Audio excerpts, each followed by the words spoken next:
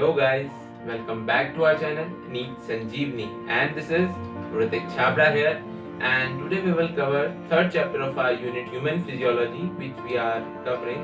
तो उसका third chapter आज हम करेंगे बॉडी फ्लूइड्स एंड सर्कुलेशन। तो सबसे पहले हमने डाइजेशन में बात करी कि हम फूड इनटेक करते हैं, उसमें से न्यूट्रिएंट्स हम गेन कर लेते हैं।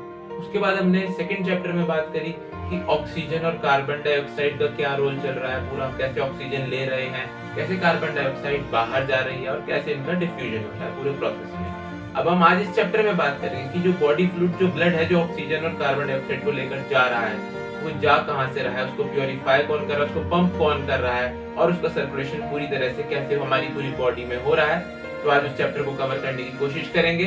तो चलिए शुरू करते हैं। सो गाइज, हम सब जानते हैं कि हम जितने भी लिविंग सेल्स हैं हमारे, या कोई भी लिविंग सेल है, उसको न्यूट्रिएंट्स, ऑक्सीजन और कुछ अदर एसेंशियल सब्सटेंस चाहिए होते हैं, और उसी के साथ वो कुछ हार्मफुल सब्सटेंसेस भी रिलीज़ करता है जिनको कि रिमूव किया जाना ज़रूरी होता है ताकि हेल्दी फंक्शनिंग रहे टिश्यूज़ की। तो उसके लिए मैकेनिज़्म क्या है, ये चीज़ें ट्रांसपोर्ट कैसी होती हैं, ये जो ऑक्सीजन, न्यूट्रिएंट्स हैं, ये सब सेल्स के पास कैसे पहुंचता है, हार्मफुल सब्सटेंस कैसे बाहर निकल रहे हैं। तो इस चैप्टर में हम बेसिकली सर्कुलेशन के बारे में बात करेंगे और इन बॉडी फ्लूइड्स के बारे में बात करेंगे जो इन सर्कुलेशन को कैरी आउट करते हैं। यानी कि हमारे दो बॉडी फ्लूइड्स मेन है, ब्लड है, लिम्फ है। इन दोनों के बारे में पहले डिटेल में बात करेंगे कि ये कैसे बने होते हैं, क्या काम करते हैं, and then we will talk about circulation of everything. तो शुरू करते हैं। सबसे पहले है सिंपल ऑर्गेनिज्म, जैसे कि स्पॉन्जेस और सीलेंट्रेट्स हो गए। They circulate water from their surroundings through their body cavities to facilitate the cells to exchange the nutrients. जो सिंपल ऑर्गेनिजम्स होते हैं वो वाटर को सर्कुलेट करते हैं अपने सराउंडिंग से लेकर थ्रू देयर बॉडी कैविटीज़, ताकि जो उनके सेल्स हैं वो एक्सचेंज कर सकें इन सब्सटेंसेस को, जो उन्हें लेना है वो ले सकें और जो उन्हें बाहर निकालना है वो निकाल सकें। एंड देन वाटर विल बाहर निकल जाएगा। जब वाटर, तो वो सारा वेस्ट उनका बाहर निकल जाएगा और ऐसे ही वो सब्सटेंस लेंगे और ऐसे ही लेंगे। अब जो कॉम्प्लेक्स ऑर्गेनिजम्स हैं कुछ, they use special fluids within their bodies to transport such materials, जैसे कि blood, most commonly used body fluid by most of the higher organisms including us humans, and another body fluid lymph, it also help in transport of certain substances। तो main body fluid हमारे blood और lymph हैं जो transport में काम करते हैं। Lymph भी कुछ सब्सटेंसेस के ट्रांसपोर्ट में काम करता है, मेनली ब्लड काम करता है। तो अब बात करते हैं आगे। अब ब्लड के बारे में बात करें तो blood is a special connective tissue. Special connective tissue तीन होते हैं, आप लोग जानते हैं, कार्टिलेज, बोन एंड ब्लड। तो it is a special connective tissue consisting of fluid matrix, plasma and formed elements. एक बात इसके बारे में आप खास ध्यान रखिएगा कि ये इसके जो सेल्स होते हैं वो फाइबर सिक्रीट नहीं करते हैं। हालांकि जो जितने भी बाकी कनेक्टिव टिश्यूज़ हैं वो सब फाइबर्स जरूर सिक्रीट करते हैं, आइदर ऑफ कोलेजन और elastin, but blood is the special connective tissue which doesn't secrete any fibers। तो इसके बारे में एक खास बात। अब बात करते हैं आगे, ब्लड किस किस चीज़ से बना है। सबसे पहली प्लाज्मा। प्लाज्मा क्या होता है? It is a straw coloured viscous, थोड़ा गाढ़ा फ्लूइड होता है। It consist nearly 55% of the blood. Blood का 55% जो पोर्शन है वो प्लाज्मा से बना हुआ है, और इस 55% प्लाज्मा का जो 90 to 92% है प्लाज्मा का, that is water, and 6 to 8% is proteins. और प्रोटीन्स इसमें कौन से होते हैं? फाइब्रिनोजिन, ग्लोबुलिन और एल्ब्यूमिन। तो ये बात आप समझ गए होंगे कि 55% का 90% है ये वाटर जो है, ओके। और 6 to 8% बाकी इसमें प्रोटीन्स वगैरह है। मेनली प्रोटीन्स हमारे फाइब्रिनोजिन, ग्लोबुलिन और एल्ब्यूमिन। इसके बारे में बात करते हैं आप। फाइब्रिनोजिन जो होते हैं, they are used in clotting और कोएगुलेशन ऑफ ब्लड। ब्लड के जमाने में काम आते हैं, ब्लड को क्लॉट करने में। ग्लोबुलिन्स होते हैं, they are involve in defence mechanism of body. और जो एल्ब्यूमिन्स होते हैं, they help in osmotic balance. अब जो प्लाज्मा है, it also contain some minerals like sodium, calcium, magnesium, bicarbonate ion, chloride ion etcetera, and glucose, amino acid, lipids, they are also present in the plasma as they are always in the transit in the body. अपने digestion chapter में भी ये बात पढ़ी थी कि जो absorption जब होता है तो सिंपल डिफ्यूजन से भी होता है, फैसिलिटेटेड ट्रांसपोर्ट से भी होता है और एक्टिव ट्रांसपोर्ट से भी होता है, क्योंकि कुछ कंसंट्रेशन ब्लड में भी प्रेजेंट होती है पहले से और कुछ कंसंट्रेशन अब बाद में ऐड हो रही होती है। तो हाई कंसंट्रेशन से लो कंसंट्रेशन जाता है, तो ये जो कंसंट्रेशन ग्रेडियंट बनता है ये इनकी वजह से ही बनता है, क्योंकि कुछ पार्ट इनका ट्रांजिट में ही रहता है always in the body. And factors for coagulation और clotting of blood, they are also present in the plasma. ये बात आप ध्यान रखिएगा, प्लाज्मा में प्रेजेंट होते हैं फैक्टर्स दैट अफेक्ट कोएगुलेशन और क्लॉटिंग ऑफ ब्लड। और जो प्लाज्मा होता है without the clotting factor it is called a serum. ये बात आप ध्यान रखिएगा कि क्लॉटिंग फैक्टर्स के बिना जो प्लाज्मा है that is called serum. Clotting factors present होते हैं प्लाज्मा में, तभी ब्लड का लॉस एक्सेसिव अमाउंट में नहीं हो पाता। और अगर कभी इंजरी हो भी जाती है तो ये क्लॉटिंग फैक्टर्स जो होते हैं जनरली ये इनएक्टिव फॉर्म में प्रेजेंट होते हैं। जैसे ही इंजरी कोई होती है तो इनको सिग्नल मिलता है, ये एक्टिव फॉर्म में तुरंत कन्वर्ट होते हैं एंड तुरंत ये फाइब्रिनोजिन को फाइब्रिन वगैरह में कन्वर्ट करके फाइनली ये थ्रेड लाइक स्ट्रक्चर बनाकर वहाँ पर उस इंजरी को को कवर कर देते हैं फाइनली, तो जिससे कि एक्सेसिव ब्लड लॉस ना हो, ब्लड को वहीं पर क्लॉट कर देते हैं।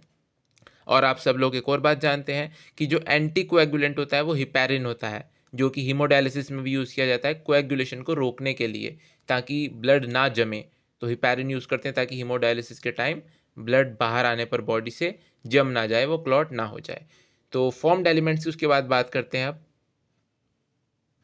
अब 55% तो ब्लड का प्लाज्मा होता है। अब जो बाकी बचा हुआ 45% होता है दैट इज़ फॉर्म्ड एलिमेंट्स, जो कि होते हैं एरिथ्रोसाइट्स, ल्यूकोसाइट एंड प्लेटलेट्स। सबसे पहले बात करें एरिथ्रोसाइट्स की, they are red blood cells, जो कि मोस्ट एबंडेंट सेल्स होते हैं ब्लड में। अ हेल्दी एडल्ट ह्यूमन में लगभग 5 million to 5.5 millions of RBC present होते हैं पर millimetre cube of blood and they are formed in red bone marrow.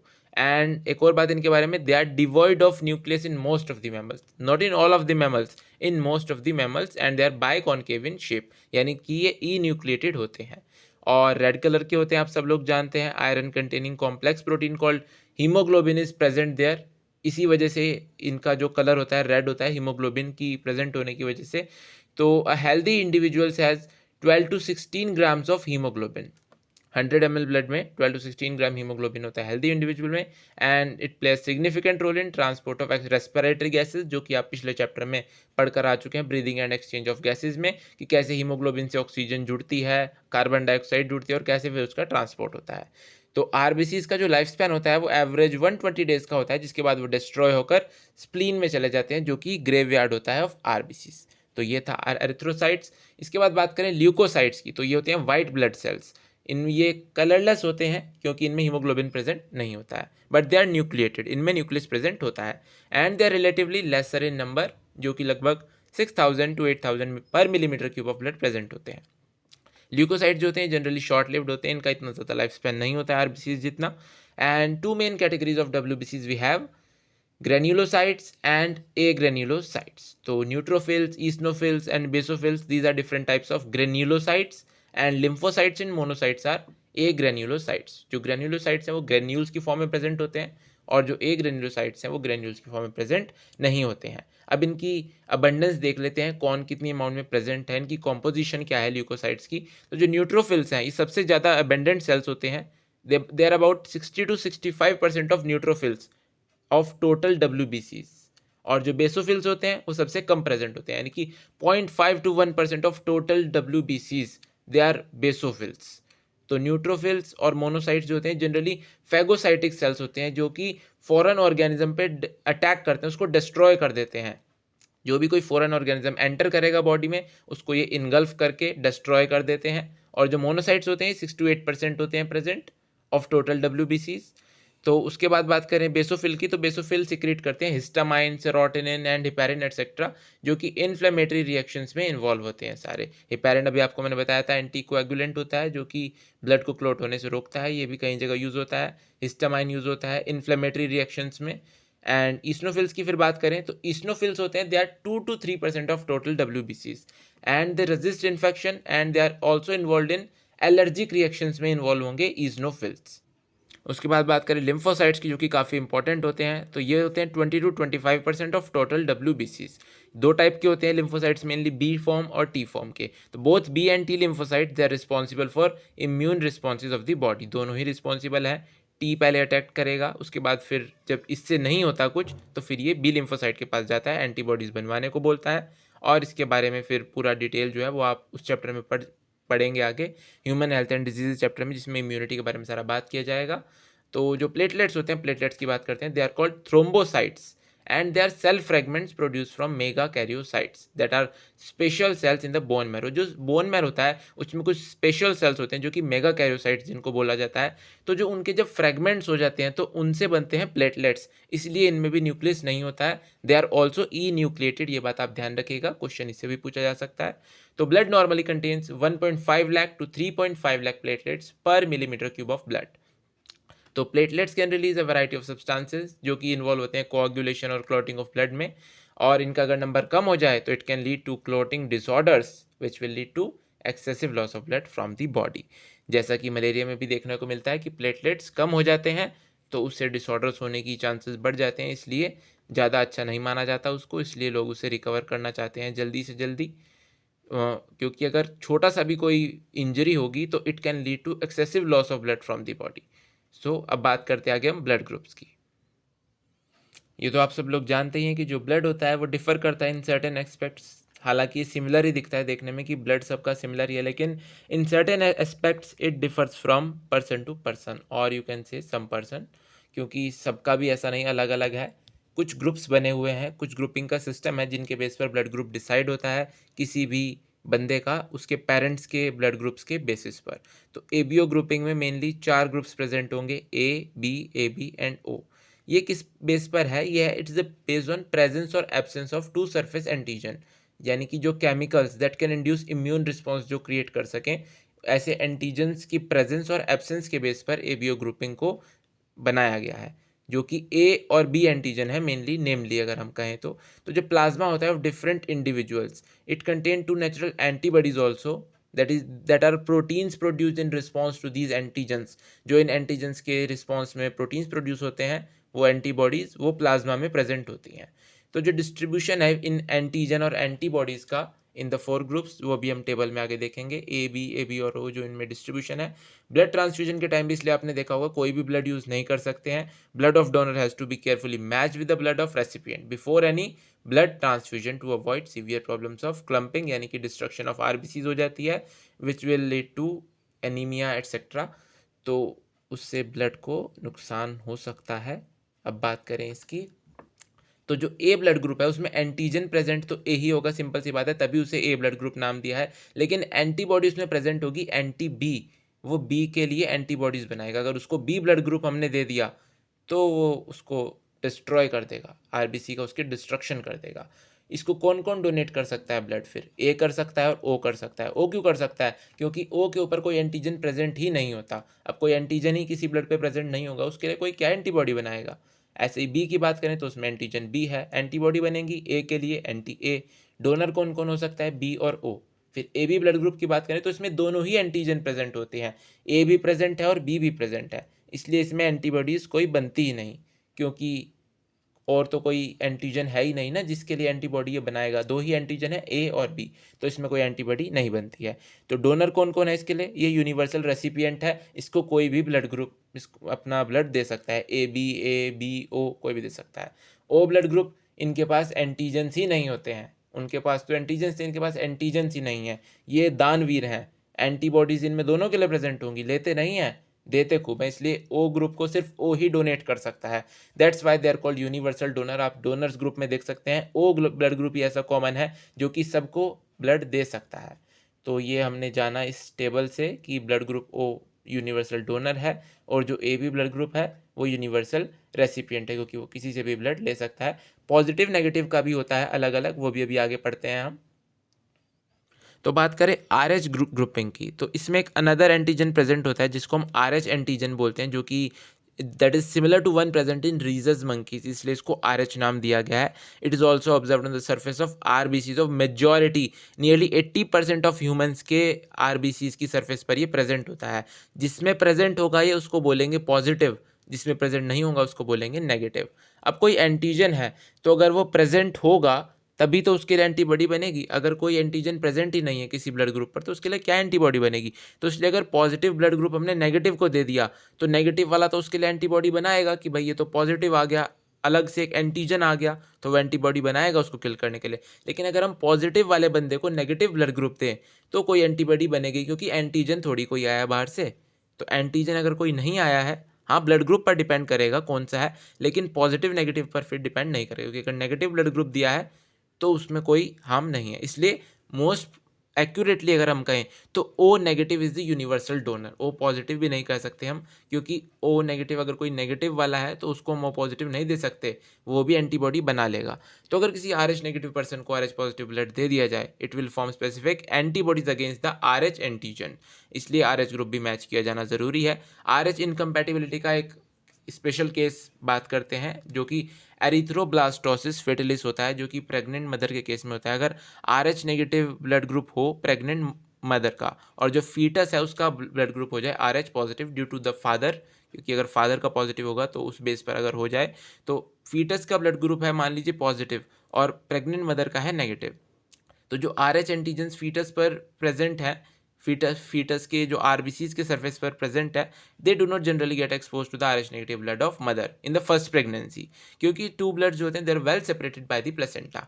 हालांकि अगर हम बात करें during the delivery of the first child, ये पॉसिबिलिटी है कि मैटरनल ब्लड का कुछ एक्सपोजर हो जाए to the small amounts of R H positive blood from the foetus.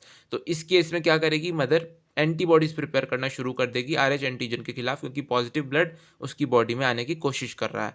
तो अगर सब्सिक्वेंट प्रेगनेंसी हो ऐसी मदर की, तो आर एच एंटीबॉडी जो होगी मदर में, it can leak into the blood of the foetus and destroy the foetal RBCs, जो कि उसके लिए फैटल हो सकती है, and it would cause severe anaemia and jaundice to the baby, and this condition is called erythroblastosis fetalis. और इसीलिए anti R H antibodies administer की जाती हैं ऐसी मदर्स को immediately after the delivery of the first child. So ये था R H का केस। अब थोड़ा जानते हैं ब्लड कोएगुलेशन के बारे में। जनरली आप लोगों ने देखा होगा, अगर आपको कभी चोट लगती है, कोई इंजरी होती है और you hurt yourself, your wound does not continue to bleed for a long time, थोड़े टाइम बाद it usually stops flowing after some time. तो ब्लड एग्जिबिट्स कोएगुलेशन और clotting in response to an injury और trauma. कोई injury होती है तो उसके रिस्पॉन्स में blood exhibits coagulation, and this is a mechanism to prevent excessive loss of blood from the body. आपने देखा होगा dark reddish brown scum form हो जाता है at the site of cut और injury over a period of time. इसको हम बोलते हैं क्लॉट और कोएगुलम, जो कि फॉर्म होता है mainly of network of threads called fibrins, जो कि डेड और डैमेज्ड फॉर्म्ड एलिमेंट्स होते हैं ऑफ ब्लड, जो कि वहाँ पर ट्रैप हो जाते हैं। तो ये बनते कैसे हैं, इनका पूरा प्रोसेस जानते हैं। सबसे पहले इसमें यहाँ पर उल्टा दिया हुआ होता है, आप लोग समझ नहीं पाते हैं कई बार, आपको पहले मैं इसे पढ़ के बताता हूँ, उसके बाद इसको सीधा करके समझाता हूँ। तो जो फाइब्रिन्स बनते हैं, ये बनते हैं इनएक्टिव फाइब्रिनोजन के कन्वर्जन से in the presence of enzyme thrombin. अब ये थ्रोम्बिन कैसे बनते हैं, ये बनते हैं another inactive substance called prothrombin, ये उसकी प्रेजेंस में बनते हैं। और इसको कन्वर्जन करने के लिए भी एक एंजाइम कॉम्प्लेक्स चाहिए होता है जिसको बोलते हैं थ्रोम्बोकाइनेज।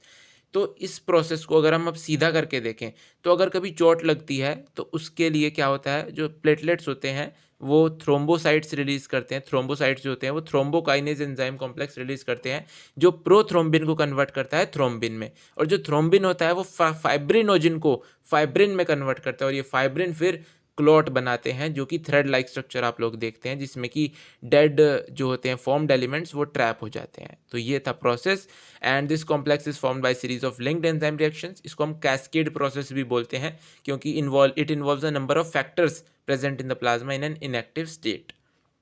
तो कोई भी इंजरी या ट्रॉमा होगा, it stimulate the platelets in the blood to release certain factors which activate the mechanism of coagulation. कुछ फैक्टर्स होते हैं that are release by the tissues eight the site of injury, जो कि coagulation को initiate करते हैं। और इसमें कैल्शियम आयन काफ़ी इंपॉर्टेंट रोल प्ले करते हैं, और विटामिन के जो होता है ये सिंथेसिस में काम आता है प्रोथ्रोम्बिन के, जो कि लिवर में ये फॉर्म होता है, लिवर में नहीं सॉरी, रेड बोन मैरो में ये फॉर्म होता है। तो वहाँ पर उसमें ये काम आते हैं काफ़ी कैल्शियम आयंस और विटामिन के प्रोथ्रोम्बिन के फॉर्म होने में। अब तक हमने बात करी ब्लड के बारे में, अब चलिए चलते हैं लिम्फ के बारे में, जो कि टिश्यू फ्लूइड है। तो as the blood passes through the capillaries in tissues, कुछ वाटर जो होता है, it with small water soluble substances, it move out into the spaces between the cells of the tissues, leaving the larger proteins and most of the formed elements in the blood vessels. larger proteins नहीं जाते हैं हालांकि इसमें, और most of the जो formed elements होते हैं वो भी नहीं जाते हैं, खासकर RBCs प्लेटलेट्स वगैरह नहीं जाते हैं, WBC पास हो जाते हैं मगर। तो जब ब्लड पास करता है कैपिलरीज से तो कुछ वाटर निकलता है, जिसमें कि कुछ साथ में स्मॉल वाटर सोल्यूबल सब्सटेंसेस भी निकल जाते हैं, between the cells of tissues. तो ये जो फ्लूड रिलीज होता है, इस फ्लूड को बोलते हैं इंटरस्टिशियल फ्लूड या फिर टिश्यू फ्लूड्स। और इसकी जो मिनरल डिस्ट्रीब्यूशन होती है ना, it is same as that in the plasma, क्योंकि सारी कंपोजिशन वही है, सिर्फ कुछ प्रोटीन्स होते हैं, लार्जर प्रोटीन्स वगैरह जो कि नहीं आते हैं। तो जो एक्सचेंज होता है न्यूट्रिएंट्स का, गैसेस का between the blood and the cells, it occurs through this fluid. This is this only fluid which exchange nutrients and gases between the blood and cell. Directly इनका एक्सचेंज नहीं होता है blood से tissues के बीच में। एक elaborate network present होता है vessels which is called the lymphatic system, जो कि कलेक्ट करता है इस फ्लूड को और फिर ड्रेन करता है वापस back to the major veins. And the fluid present in the lymphatic system, this is called the lymph.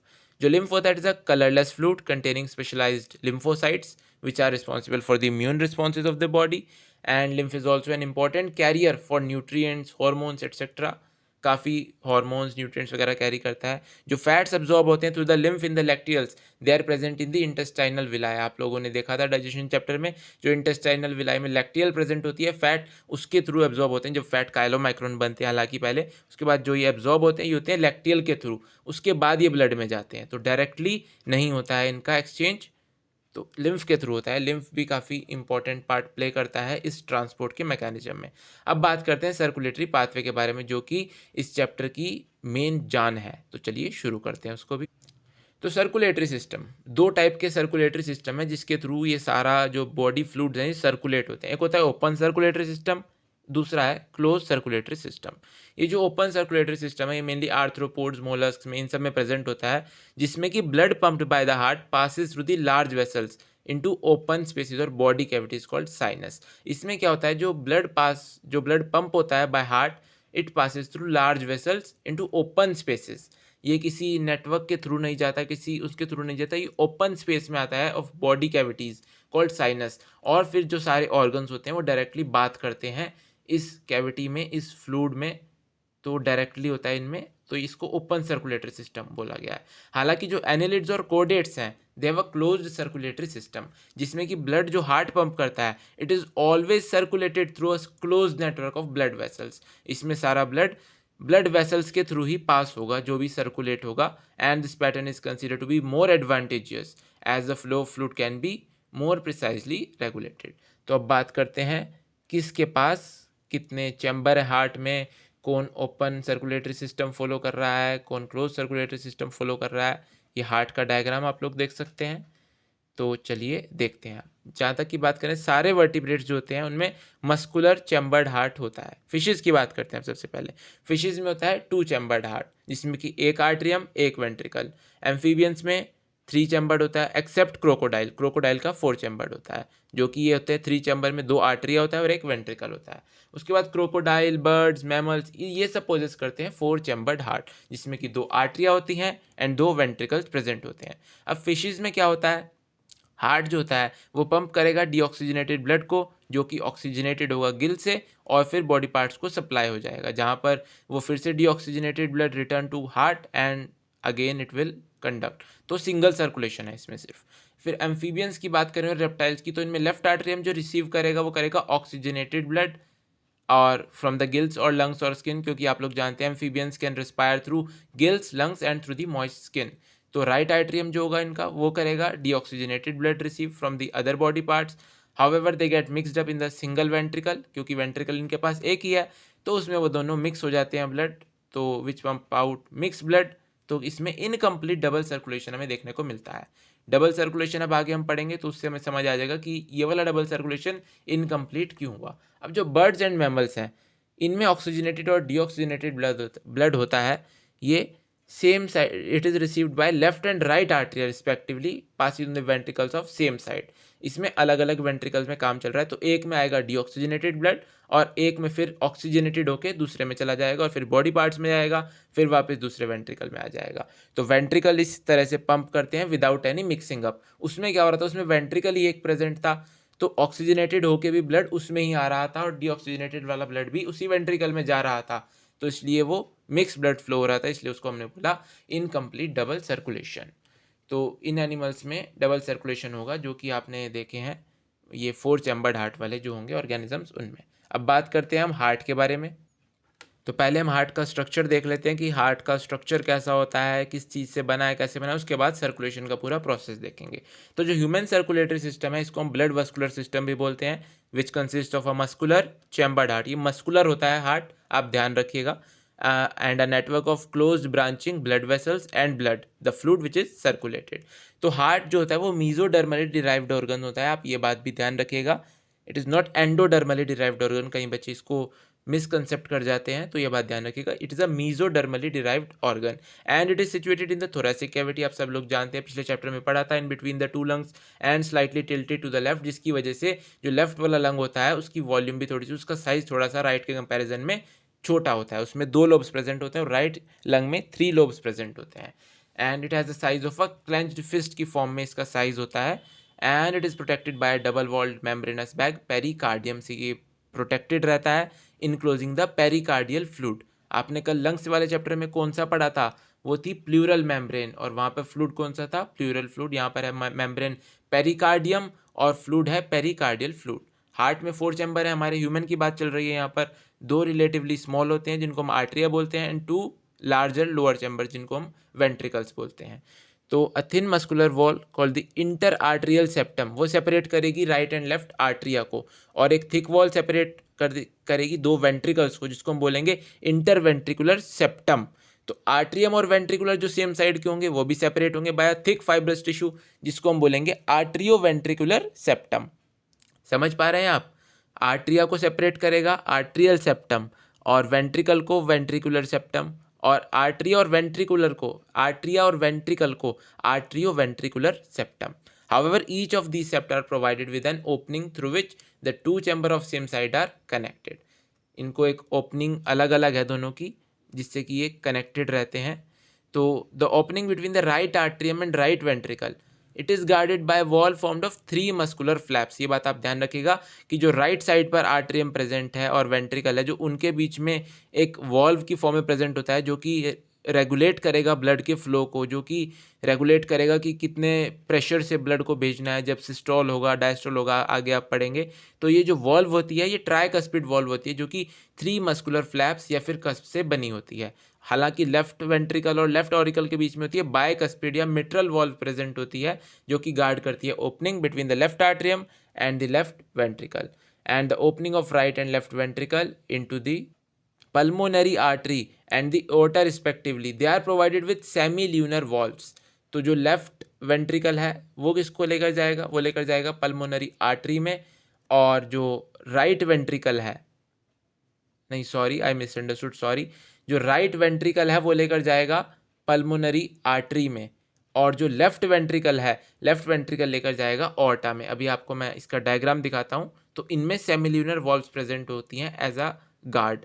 तो the valves in the heart allows the flow of blood only in one direction में flow allowed करती हैं ये, कि ताकि atria to the ventricles and from the ventricles to the pulmonary artery या फिर aorta जहाँ पर भी जा रहा है, तो ये वॉल्व प्रिवेंट करती हैं किसी भी बैकवर्ड फ्लो को, ताकि सिर्फ फॉरवर्ड ही मूव करे। अब बात करते हैं हार्ट के डायग्राम के बारे में। इस डायग्राम को आप लोग याद करिएगा as a mirror image of our heart. अगर हमारे हार्ट के आगे मिरर रखा है तो उसमें कैसा दिखेगा हमारा हार्ट, जो राइट साइड होगी वो लेफ्ट हो जाएगी और जो लेफ्ट होगी वो राइट हो जाएगी। देखिए आपके राइट हैंड पर इस टाइम आ रहा है लेफ्ट आर्ट्रियम और लेफ्ट वेंट्रिकल, और आपके लेफ्ट हैंड पर आ रहा है राइट आर्ट्रियम और राइट वेंट्रिकल, इसलिए मैं अभी कंफ्यूज भी हुआ था जैसे। तो राइट वेंट्रिकल से जाएगा पल्मोनरी आर्टरी में ब्लड, और लेफ्ट वेंट्रिकल से जाएगा एओर्टा में ब्लड, और फिर ये जो राइट वेंट्रिकल से ब्लड जाएगा, अभी आपको आगे सर्कुलेशन में भी पढ़ेंगे, एक बार फिर भी जान लीजिए। राइट वेंट्रिकल से ब्लड जाएगा पल्मोनरी आर्टरी में, जो लेके जाएगी ब्लड को लंग्स में, वहाँ पर ब्लड ऑक्सीजनेटेड होगा, वहाँ से घूम कर ये आएगा लेफ्ट आर्ट्रियम में, लेफ्ट आर्ट्रियम से जाएगा लेफ्ट वेंट्रिकल में, and then it will go through the aorta to the body parts, जहाँ पर ये ऑक्सीजन सप्लाई करेगा सारे बॉडी पार्ट्स को, उनसे जो वेस्ट होगा वो रिमूव करेगा, लीवर को देगा, किडनी में जाएगा, सारा वेस्ट जो होगा, जितना वेस्ट वगैरह निकल के फिर जो डीऑक्सीजनेटेड ब्लड होगा वो घूम फिर कर वापस आ जाएगा हमारे राइट आर्ट्रियम में, और उसके बाद ये प्रोसेस फिर से रिपीट होगा। तो चलिए एक बार इसको क्लियर करते हैं।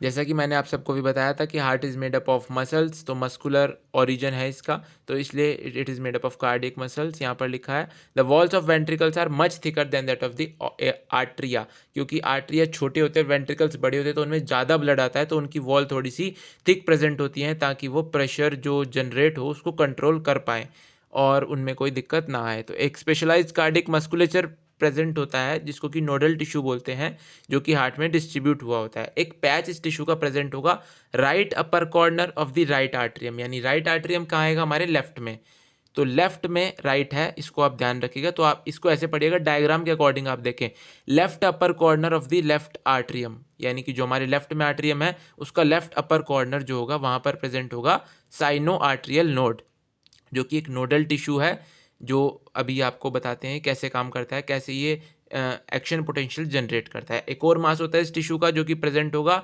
Lower left corner of right atrium, यानी कि right corner of left atrium, जो लेफ्ट में हमें आर्ट्रियम दिख रहा है उसका जो राइट कॉर्नर होगा नीचे की साइड, वहाँ पर प्रेजेंट होगा आर्ट्रियो वेंट्रिकुलर नोड। उसके बाद फिर एक बंडल होगा नोडल फाइबर का, जो कि आर्ट्रियो वेंट्रिकुलर बंडल जिसको बोलेंगे, वो कंटिन्यू करेगा आर्ट्रियो वेंट्रिकुलर नोड से, फिर पास करेगा आर्ट्रियो वेंट्रिकुलर सेप्टा से, जब जिससे कि वो इमर्ज करेगा on the top of inter ventricular septum, फिर वहाँ पे वो डिवाइड कर जाएगा राइट और लेफ्ट बंडल में, जो कि फिर राइज करेगा माइन्यूट फाइबर्स वेंट्रिकुलर मस्कुलेचर में पूरे, ताकि वो आगे एक्शन पोटेंशियल को जनरेट, उसे कंडक्ट कर सके, उसके लिए ये throughout the ventricular musculature spread हो जाता है। इसको हम पुरकिंजे फाइबर्स बोलते हैं। And the nodal musculature has the ability to generate action potentials without any external stimuli. ये जो नोडल मस्कुलेचर है हमने देखा साइनो आर्ट्रियल नोड, ये विदाउट एनी एक्सटर्नल इनिशिएशन या एक्सटर्नल किसी भी उसके बिना ये एक्शन पोटेंशियल जनरेट करेगा किसी भी स्टिमुलाई के बिना, that is it is auto excitable, and the number of action potentials that could be generated in a minute it can very at different parts of nodal system. तो generally जो SN generate करता है वो करता है maximum 70 to 75 action potentials पर minute, जो कि रिस्पॉन्सिबल होता है for initiating and maintaining the rhythmic contractile activity of the heart. इसलिए इसको हम पेस मेकर भी बोलते हैं। जनरली हमारा हार्ट 70 to 75 टाइम्स बीट करता है पर मिनट, जो कि एवरेज होता है 72 बीट्स पर मिनट। अब कार्डियक साइकिल की बात करते हैं कि कार्डियक साइकिल कैसे चलती है। सबसे पहले हार्ट के चारों चैम्बर फुल्ली रिलैक्स स्टेट में, एकदम calm, they are in joint diastole, जैसे कि जिसमें कि ट्राइकस्पिड और बाइकस्पिड वॉल्व्स जो कि आर्टरी और वेंट्रिकल के बीच में प्रेजेंट है लेफ्ट और राइट में, they are open and blood from the pulmonary veins and the vena cava flows into the left and right ventricle respectively through the left and right atria. अपने आप flow हो रहा है धीरे धीरे ब्लड, कोई प्रेशर नहीं लग रहा है इस टाइम, कुछ नहीं हो रहा है। और जो सेमिल्यूनर वॉल्व्स हैं वो क्लोज रहेंगी स्टेज में, क्योंकि आगे चला जाएगा ब्लड तो दिक्कत है, हमें प्रेशर से आगे भेजना है। तो अब जो एसएन है साइनो आर्टरियल नोड, वो जनरेट करेगा एक्शन पोटेंशियल, जिससे कि जो आर्टरिया हैं दे अंडरगो साइमल्टेनियस कॉन्ट्रैक्शन, जैसे किसी हम चीज़ को निचोड़ रहे हैं, कोई हमारे हाथ में बॉल है उसको हम दबा रहे हैं, इस तरह से आर्टरिया जो they undergo a simultaneous contraction which is called the arterial systole, and this increases the flow of blood into the ventricles by about 30%, क्योंकि जब हमने उसे पिचका दिया तो जो उसमें एक्स्ट्रा ब्लड प्रेजेंट था वो भी वेंट्रिकल में चला गया, तो ब्लड का फ्लो इंक्रीज हो गया उसमें। तो एक्शन पोटेंशियल होगा, it is conducted by the ventricular side by the AVN, and फिर एवी बंडल से ये एंटायर वेंट्रिकुलर मस्कुलेचर में ट्रांसमिट हो जाएगा, and this causes the ventricular muscles to contract, जिससे कि वेंट्रिकुलर सिस्टोल होगा। तो आर्ट्रिया जो होगा इट नाउ अंडरगोज रिलैक्सेशन, यानी कि डायस्टोल हो जाएगा आर्ट्रिया का, coinciding with the ventricular systole, यानी वेंट्रिकुलर सिस्टोल होगा, आर्ट्रियल डायस्टोल, आर्ट्रिया रिलैक्स कर जाएगा। जो ventricular systole increases the ventricular pressure causing the closure of tricuspid and bicuspid valve. अब जब वेंट्रिकुलर सिस्टोल होगा तो क्या करेगा, वेंट्रिकल में प्रेशर बढ़ेगा, जिससे कि ट्राइकस्पिड और बाइकस्पिड वॉल्व्स क्लोज हो जाएंगे, जिसकी वजह से एक साउंड प्रोड्यूस होगी जिसको बोलते हैं लब। अभी इसके बारे में भी आगे पढ़ते हैं। तो ये वॉल्व्स क्लोज हो गई हमारी वेंट्रिकुलर सिस्टोल होने पे, ट्राइकस्पिड और बाइकस्पिड, ताकि ब्लड का बैक फ्लो ना हो पाए इनटू द आर्टरिया। तो जो वेंट्रिकुलर प्रेशर होगा वो इंक्रीज करता जाएगा फर्दर, और फिर सेमिल्यूलर वॉल्व्स जो होंगी guarding the pulmonary artery right side and the aorta left side, left side यानी कि लेफ्ट वेंट्रिकल की साइड जो होगी, लेफ्ट साइड आपकी लेफ्ट हैंड साइड पर नहीं बात कर रहे हैं, तो जो एओर्टा है जो लेफ्ट साइड पर है वो फिर फोर्सली ओपन हो जाएंगी, क्योंकि वेंट्रिकुलर में सिस्टोल हुआ है, प्रेशर हो रहा है, उस वजह से वो ओपन हो जाएंगी, allowing the blood in the ventricles to flow through these vessels into the circulatory pathways. फिर वो सर्कुलेटरी पाथवेज में आगे जाएंगे, एंड वेंट्रिकल्स जो होंगे अब वो रिलैक्स कर जाएंगे, यानी कि वेंट्रिकुलर डायस्टोल हो गया, और जो वेंट्रिकुलर प्रेशर है वो फॉल हो जाएगा, causing the closure of semilunar valves, जिससे कि ब्लड का फिर से बैक फ्लो ना हो पाए इनटू द वेंट्रिकल्स। तो जो वेंट्रिकुलर प्रेशर है वो फिर डिक्लाइन कर जाएगा, and the tricuspid and bicuspid valves they are pushed open by the pressure in the atria exerted by the blood, जो कि एम्प्टी हो चुका है into them by the veins. तो blood now once again move freely to the ventricles, and the ventricles and artery are now again in a relaxed joint diastole state, जैसे कि पहले हुआ था। फिर से sino arterial node action potential new generate करेगा, और फिर से वही इवेंट्स होंगे जो कि डिस्क्राइब हुए हैं अभी अब। इस पूरे को बोलते हैं हम कार्डियक साइकिल। तो ये जो पूरा सिक्वेंशियल इवेंट है इसको बोलते हैं कार्डियक साइकिल। एक इसमें सिस्टोल होगा, डायस्टोल होगा आर्टरी और वेंट्रिकुलर का, और 72 टाइम्स बीट करता है हमारा हार्ट पर मिनट। तो कार्डियक साइकिल्स कितनी हो रही हैं? 72 टाइम्स हो रही हैं कार्डियक साइकिल भी रिपीट पर मिनट में। तो यहाँ से हम अंदाज़ा लगा सकते हैं कि एक कार्डियक साइकिल का टाइम अप्रॉक्सली 0.8 सेकेंड है, यानी लेस देन 1 सेकेंड इवन। तो जितनी देर में हम सांस भी नहीं ले पाते इतनी देर में एक कार्डियक साइकिल कंप्लीट हो जाती है, क्योंकि ब्रेथ करने में हमने पिछले चैप्टर में पढ़ा था we take 12 to 16 breaths per minute, यानी कि उसका टाइम हुआ अप्रॉक्सली 3 to 4 सेकेंड्स। तो ड्यूरिंग अ कार्डियक साइकिल जो ईच वेंट्रिकल ब्लड पंप करता है वो करता है approximately 70 ml of blood, which is called the stroke volume. ये अलग अलग हो सकती हैं, अगर ये चेंज हुई है तो उस वजह से ये जो बीट रेट है वो भी चेंज कर जाएगा। अभी आपको इसका बताता हूँ कैसे चेंज करेगा ये आगे। तो जो स्ट्रोक वॉल्यूम है multiplied by the heart number, यानी कि number of beats per minute, it gives the cardiac output. तो कार्डियक आउटपुट अगर हमें किसी बंदे का पता है तो उसके बेस पर हम पता लगा सकते हैं कि अगर उसका स्ट्रोक वॉल्यूम मान लीजिए 70 से घट गया 50 हो गया, तो 50 हो गया तो उसकी 100 बीट्स पर मिनट हो जाएंगे। कैसे? क्योंकि stroke volume multiplied by heart rate. अब स्ट्रोक वॉल्यूम कितना हो गया? 50, हार्ट रेट मान लीजिए हमें पता नहीं है, लेट इट बी x, और ब्लड कितना फ्लो हो रहा है टोटल, क्योंकि कार्डियक आउटपुट दे रहा है 5000 ml, तो 5000 डिवाइड बाई 50 कितना हो गया? 100। तो हमारा हार्ट रेट कितना आ गया? 100। ये क्वेश्चन आया था आपके नीट के 2019 के एग्जाम में, आप उठाकर देख सकते हैं, सेम क्वेश्चन था वहाँ पर। तो ऐसे क्वेश्चन भी आपसे पूछे जा सकते हैं। Therefore the cardiac output can be defined as the volume of blood pumped by each ventricle per minute, and it averages 5000 ml और 5 litre in a healthy individual. तो जो बॉडी होती है it has ability to alter the stroke volume, जैसा कि आपको बताया भी, क्वेश्चन भी उस बेस पर हमने किया, to alter the heart rate and thereby the cardiac output. तो जो कार्डियक आउटपुट होगा एक एथलीट का, it will be much higher than that of an ordinary man. तो ये डिफरेंस आ सकता है। तो हर कार्डियक साइकिल के टाइम दो प्रोमिनेंट साउंड्स आती हैं, जैसा कि आपको भी बताया मैंने, जो कि स्टेथोस्कोप से सुनी जा सकती हैं क्लियरली। तो फर्स्ट हार्ट साउंड आती है लब, जो कि एसोसिएटेड होती है with the closure of tricuspid and bicuspid valves. हालांकि जो सेकंड साउंड होती है दैट इज डब, वो रिलेटेड होती है with the closure of semilunar valves. तो ये क्लिनिकल डायग्नोस्टिक सिग्निफिकेंस की है साउंड। अब बात करें इलेक्ट्रोकार्डियोग्राफ की, जिससे हम मेजर करते हैं, जिससे हम चेक करते हैं अपने हार्ट रेट, हमारा हार्ट इफेक्टिवली काम कर पा रहा है या नहीं। तो इलेक्ट्रोकार्डियोग्राफिक मशीन होती है जो कि यूज़ करती है टू ऑब्टेन एन इलेक्ट्रोकार्डियोग्राम, यानी ईसीजी। जो ईसीजी है it is a graphical representation of electrical activity of heart during a cardiac cycle. So to obtain a standard ECG, उसके लिए हम क्या करते हैं आगे देखते हैं। The patient is connected to the machine with 3 leads, एक दोनों रिस्ट पर लगा दी जाती है और एक लगा दी जाती है टू द लेफ्ट एंकल, जो कि कंटिन्यूसली मॉनिटर करती है हार्ट की एक्टिविटी को for detailed evaluation heart function. Multiple leads are attached to the chest region also. तो अब हम बात करते हैं इलेक्ट्रोकार्डियोग्राम जो जनरल आता है उसके कैरेक्टरिस्टिक्स क्या है। उसमें ये 3 वेव्स बनती हैं, P wave, QRS complex and T wave. जो पी वेव होती है it will represent the electrical excitation, या आप कह सकते हैं डीपोलराइजेशन ऑफ द आर्ट्रिया। जो आर्ट्रिया है वो डीपोलराइज हो रहा है इस केस में, क्योंकि सिस्टोल हो रहा है। आर्ट्रिया जो है उसमें सिस्टोल हुआ, वो प्रेशराइज हो रहा है, तो वो डीपोलराइज हो रहा है, ये कह सकते हैं हम, which will lead to the contraction of both the atria. जो QRS कॉम्प्लेक्स होगा ये रिप्रेजेंट करेगा डीपोलराइजेशन ऑफ वेंट्रिकल, यानी कि वेंट्रिकुलर कॉन्ट्रैक्शन। तो ये जो कॉन्ट्रैक्शन है it will start shortly after the Q and marks the beginning of the systole. जो टी वेव होगी it will represent the return of the ventricle from excited to normal state, यानी कि ये diastole को दिखाएगा, repolarisation. तो जो end of the T wave होगा it will mark the end of the systole, यानी कि सिस्टोल अब पूरा हो चुका है सबका, तो ये end of T wave mark करेगा। उसके बाद बात करें QRS कॉम्प्लेक्सेस का नंबर हम काउंट करके भी किसी बंदे का हार्ट बीट रेट कैलकुलेट कर सकते हैं, और अगर इन शेप्स में कोई डेविएशन हो तो it will cause a possible abnormality और डिजीज जो कि क्रिएट क्लिनिकल सिग्निफिकेंस के हैं। इसलिए ये आप यहाँ पर डायग्राम में देख सकते हैं, ये पी वेव है, ये क्यू आर एस वेव और ये टी वेव। इनकी शार्पनेस भी डिपेंड करती है, अगर पी वेव शार्प हो जाए तो कोई डिजीज़ हो सकती है। तो इन सब का अलग अलग प्रोसीजर है। बात करें डबल सर्कुलेशन की, तो डबल सर्कुलेशन में कुछ नहीं है, इसमें जो ब्लड फ्लो है स्ट्रिक्टली होता है by fix route through blood vessels. ये बात ध्यान रखिएगा, ब्लड वेसल्स की 3 लेयर के बारे में बताया गया। यहाँ पे ब्लड मेनली फ्लो करता है ब्लड वेसल से, जो कि आर्टरीज और वेन्स होती हैं। तो बेसिकली जो आर्टरी और वेन होती है ये कंसिस्ट करती है 3 लेयर के।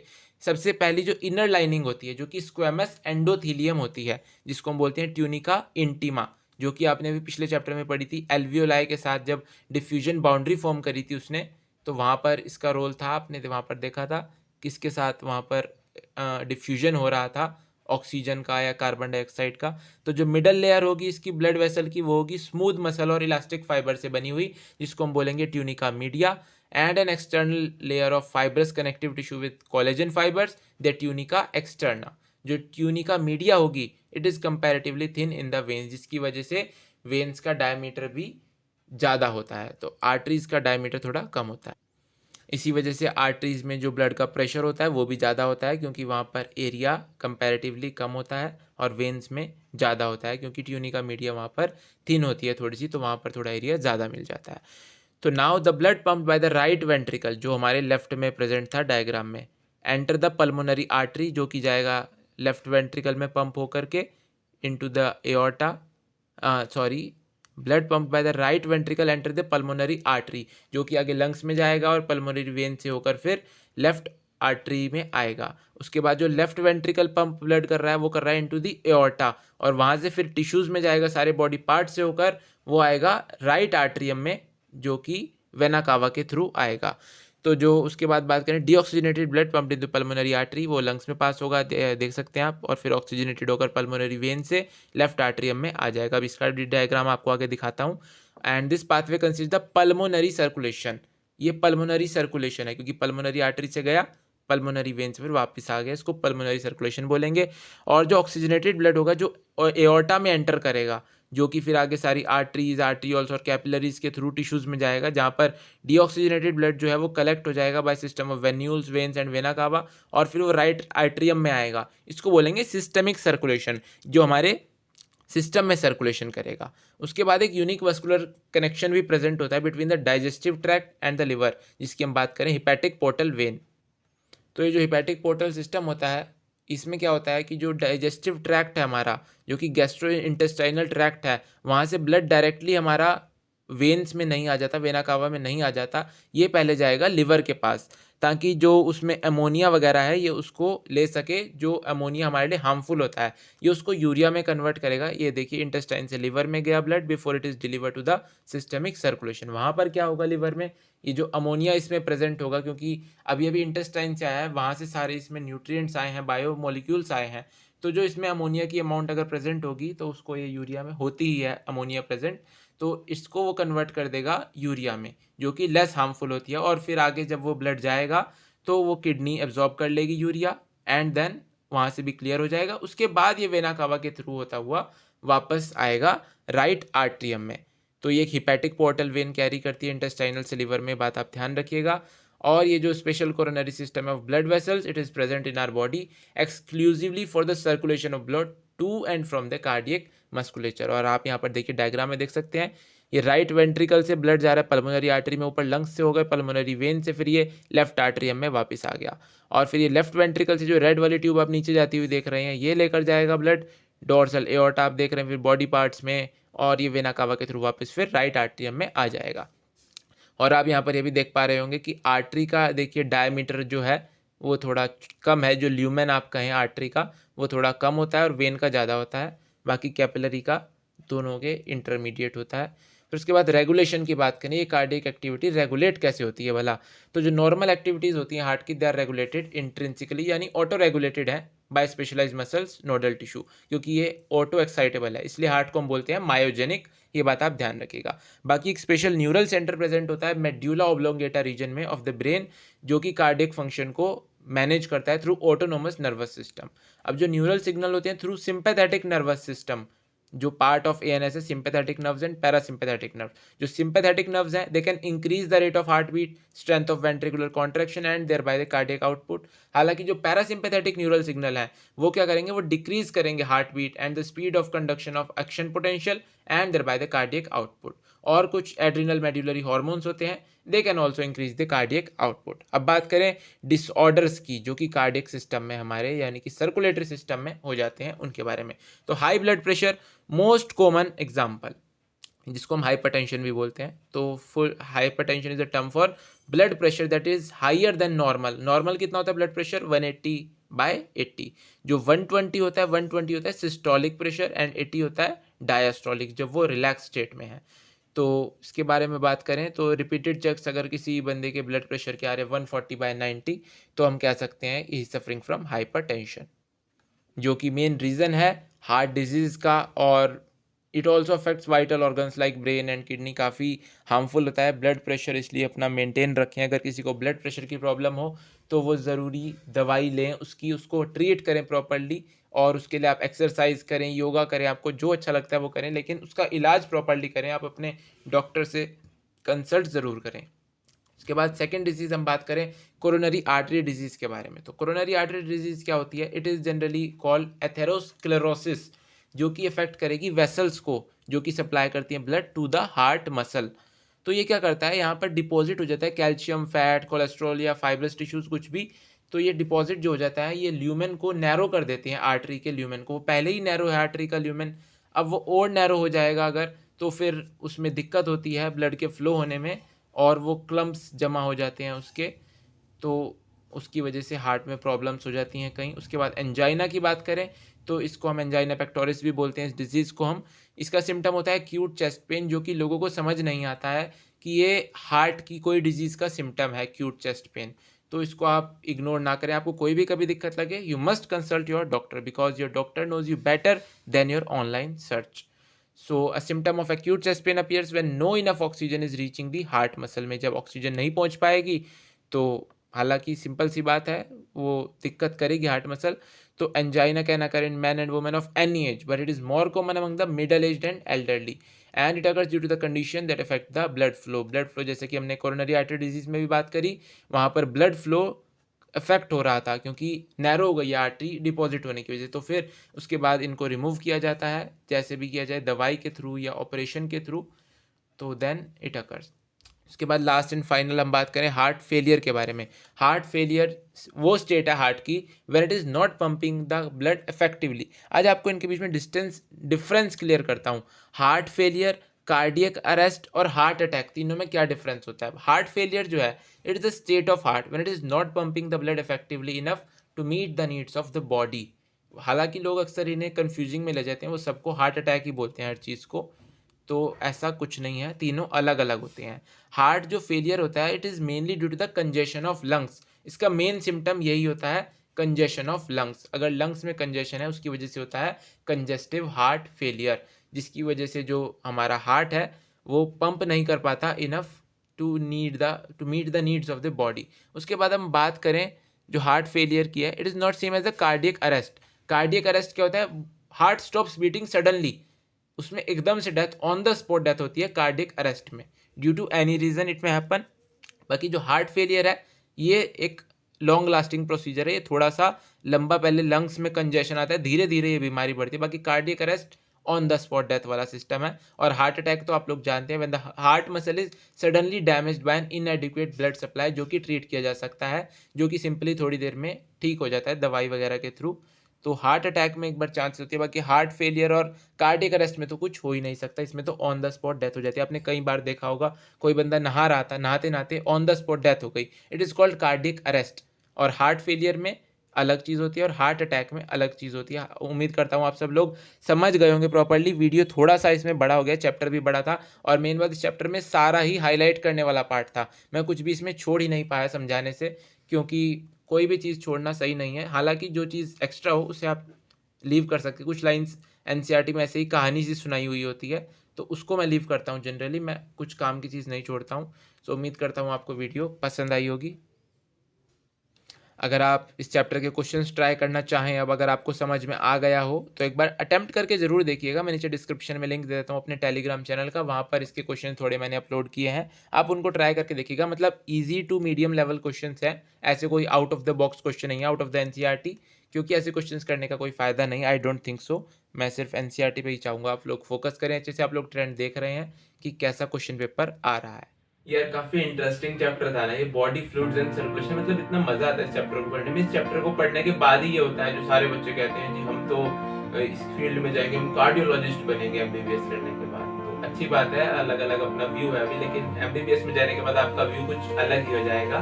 तो आप उसके लिए पूरे सपने से जाइए अपने और तैयारी कीजिए, आपका एमबीबीएस में सिलेक्शन जरूर होगा। और आप ऐसे ही तैयारी करते रहिए और वीडियोस देखते रहिए, एनसीईआरटी पढ़ते रहिए, क्वेश्चंस लगाइए ज्यादा से ज्यादा। मैं फिर आपको बोलूंगा क्वेश्चंस एंड क्वेश्चंस। जितने क्वेश्चंस आपकी आंखों से निकलेंगे उतने आपके सिलेक्शन के चांसेस बढ़ जाएंगे। तो सब्सक्राइब कर लीजिएगा चैनल को अगर आपने अभी तक सब्सक्राइब नहीं किया है, और अगर आपको वीडियोस पसंद आ ही रही है तो सब्सक्राइब कर लीजिए, अपने आप वीडियोस पहुंच जाया करेंगे आपके पास। बेल आइकन दबा देना, और बाकी लाइक कर दीजिए वीडियो को अगर पसंद आई है तो, अपने फ्रेंड्स के साथ शेयर कर दीजिए, हमें थोड़े व्यूज मिल जाएंगे तो उससे मोटिवेशन मिलता है थोड़ा सा। अगर व्यूज होते हैं, लगता है हाँ हम बना रहे हैं कंटेंट, तो कोई देख रहा है, तो उसकी वैल्यू पता चलती है, तो बंदे का और मोटिवेशन मिलता है और अच्छा बनाने का मन करता है और उसमें मेहनत करने का मन करता है। तो जुड़े रहिए हमारे साथ। तब तक के लिए नेक्स्ट वीडियो में फिर मिलते हैं आपसे। तब तक के लिए thank you very much for watching the video and bye bye.